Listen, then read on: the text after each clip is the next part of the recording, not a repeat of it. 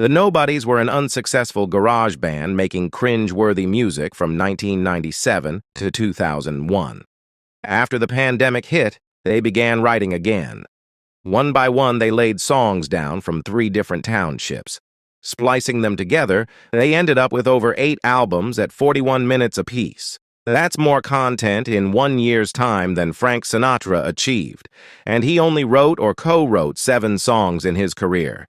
The band even added an entire soundtrack for The Crow 13, a new movie in developmental hell, which may never see the light of day.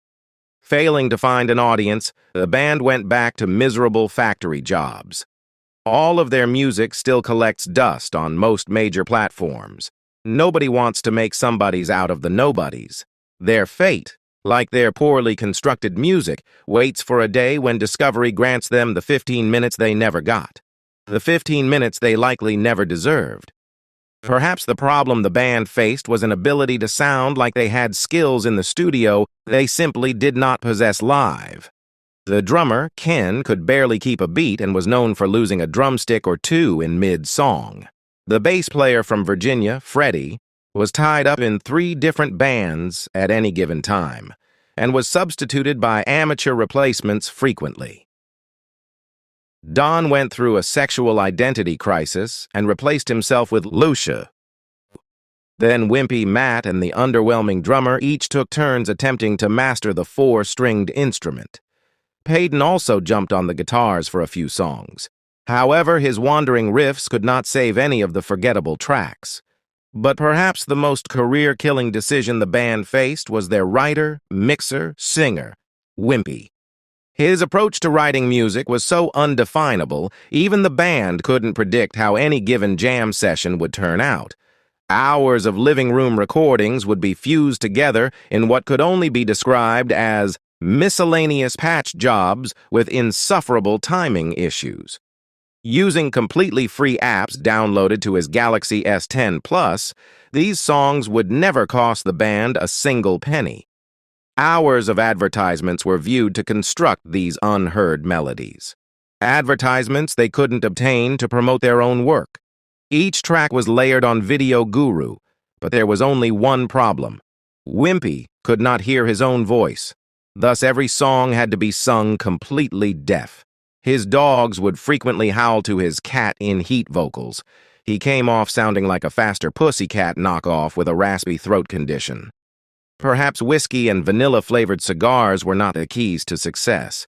His fear of the stage proved to be an even bigger issue, being seen numerous times wearing sunglasses on stage during live performances to avoid making eye contact with the booing audience. Slurring forgotten lyrics didn't help much either. Perhaps the band's only redeemable quality, the ability to write numerous catchy tunes in a short amount of time for virtually nothing. They had once considered success might only be achieved by having hotter, younger actors portray them in videos. This, of course, could only work if a better band was hired to perform their lacking material. Milli Vanilli syndrome would be used on purpose to get the band where it had never gone before. Of course, somewhere could be the 2 for $1 bin at the local Walgreens. As the Crow 13 project was taking off, many were finding the 11-song soundtrack on vinyl, but in places where one shouldn't be discovered. Hundreds of these records were popping up at local Goodwill stores, each valued at the overpriced inflation of $1.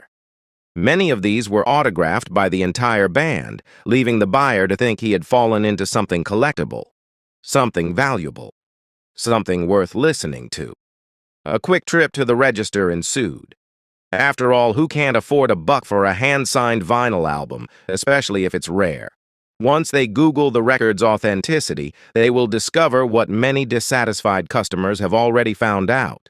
These guys are truly nobodies, and will likely never find an audience. Even the Crow 13 project left many wondering if they had missed sequels 5 through 12. They did not. The original Brandon Lee movie inspired 11 tracks mostly describing that particular film. A comical reimagined take meant for a Broadway play in which all the previous Crows ghost the main character to aid him in his quest of vengeance. As fucking dumb as it sounds, many have praised the attempt to put the Crow back into a better light. A well-received version moving forward rather than a lackluster reboot simply out to make a profit. The question remains, is this band the one to bring back something deserving of a second look, or is this the type of production that will lead to the band getting its first official look? Only time will tell. In the meantime, YouTube doesn't appear to care whether the band sits on its platform collecting dust. So discover this living room band today, before what has never been heard is forever forgotten.